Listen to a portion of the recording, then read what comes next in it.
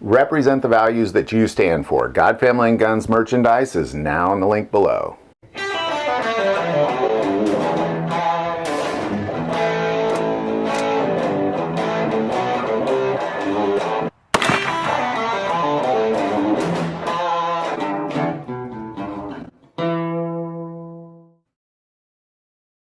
For the past couple years, I've been really dedicating much of this channel and my efforts to exposing the corruption of the church, to exposing the criminal element of the church, the gluttonous spending of the church, the hypocrisy of the church, the sexual immorality of the church, to expose this, because what we see in a church is not at all what the church was meant to be. And I strongly believe, and I've heard many people comment on this just in the last few days, is that if Jesus Christ was to show up today and you invited him to church, I think he'd walk into your building and he'd look around and he'd say, that was a great show, now where's the church? Because that's not at all what the church is. Well, this weekend, several people from around the country came to Missouri to really just talk about, well, what's to be done? What do we do about this?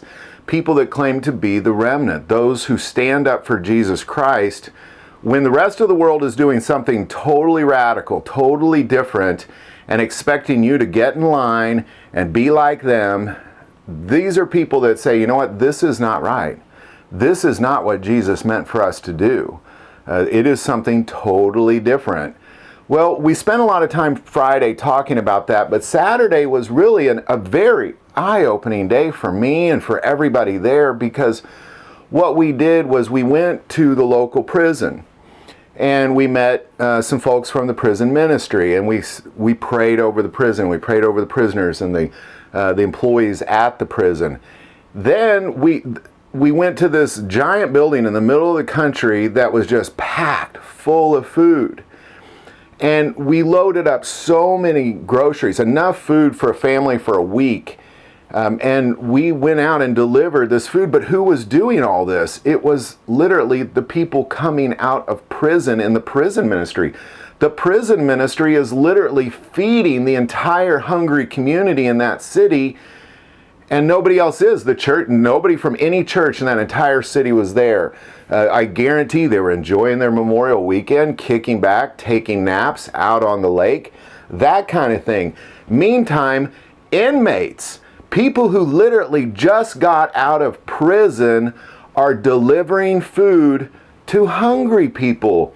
And so we fellowshipped with all these people, and we went out and we delivered, we loaded so many vehicles full of cars. And it wasn't like we gave them a box of food. It was enough groceries, and it was good quality food too, to feed an entire family for a week. Easy, and they do that every single Saturday.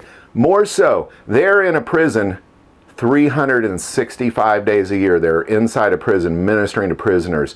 They feed everybody a week's that's hungry in that city, a week's worth of groceries every week. Then we all went out to a lake and grilled out and fished for fellowship, and as I stared at it, and I read the book of Acts, and I think, what we see of the church in Jesus, of that first church, it doesn't at all resemble what we see today. That is because, again, a building is not a church, and we're going to spend a lot of time this week talking about that as well. That is not what that is. What we were doing was the church. There was at one point, I kind of felt bad. Here all these people came from around the country, and they're having to drive all over the place, and I thought, you know what, that's how the church was. They didn't go to a building one day a week and just listen to a show and say, that was awesome, and then leave for a week. No, it was every day running here. They went there, then they went there, then they went over there, and then they met with this group, then they helped that group. And what I watched was I literally stared at what should be the church. Like, they were literally mimicking that first church. And it wasn't that they studied up on Acts. Most of these people just came out of prison. It wasn't like they studied up on Acts and said, well, here's what we should be doing. They were filled with the Holy Spirit, and they were desiring to be about their Father's business. And the Spirit said, feed the hungry, clothe the naked, take care of the widows and the orphans, visit the prisoners and the sick. And we literally, and then in addition to that, because the only thing that the church is doing, the church, the buildings are doing, is they're putting on a Sunday show, and they would argue, well, it's the fellowship piece. Well, here these people are. They're feeding hungry people every single week. They're taking care of prisoners 365 days a year. And they're then also, addition to that, they're also fellowshipping and throwing in some fishing to boot. It brought tears to my eyes to stare at, because in my head I thought, you picture what this looks like. But to just stare at it for a whole day was just simply awesome.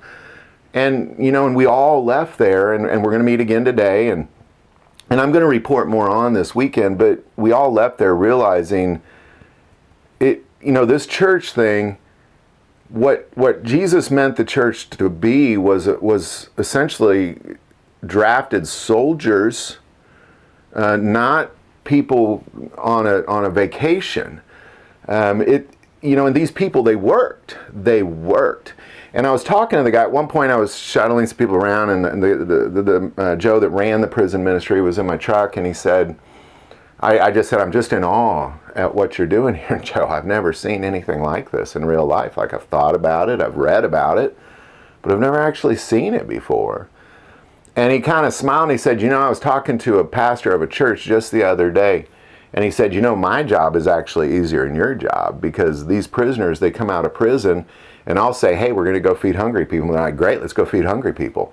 Like, they're on fire. They want to do what, they haven't been trained that you are the most important thing. They haven't been trained that your favorite chair better be ready. You better have the temperature on at the church that you want it on.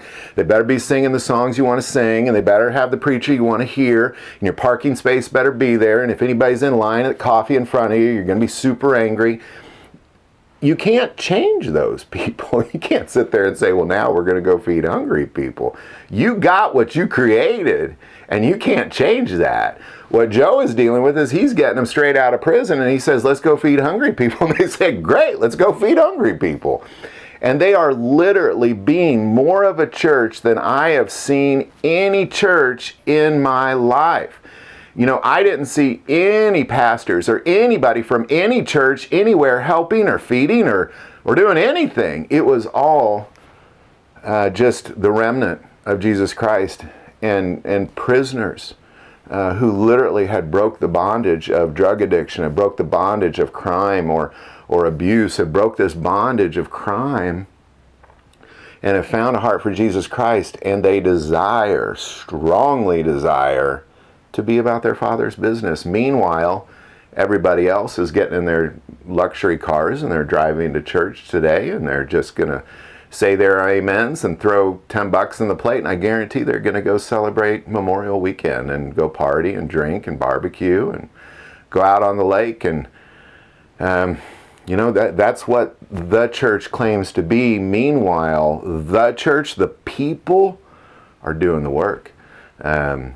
It's beautiful, sad, all at the same time. But it definitely was an eye-opener. We realized this is different, and this is what has to be. This is what Jesus Christ expects of you. And it's what he expects of me. And I guarantee 90% of church goers, the people that go to the building, the church, and aren't the church, they just go to a building called the church, those people are going to be put on Jesus' left-hand side, and he's going to call them goats, and they're going to wonder why. They're going to wonder why. And I'm just telling you right now, that's why. That's why. So when you get there and you wonder why, just remember this video. So hope this helps. I'd love to hear any comments or questions on it. I will add that we're going to be heading east later on this year, and we'll definitely be doing some more stuff in Missouri later on in the year as well. So love to hear any thoughts on any of that. Put it in the comments below. If you like this video, click like and subscribe. Feel called to support this channel through Patreon. That link is also below. But the most important part of this channel, we take prayer requests. So please don't ever hesitate to send that in. Thank you for watching this episode of God, Family, and Guns. And as always, love God, love your family, and love guns.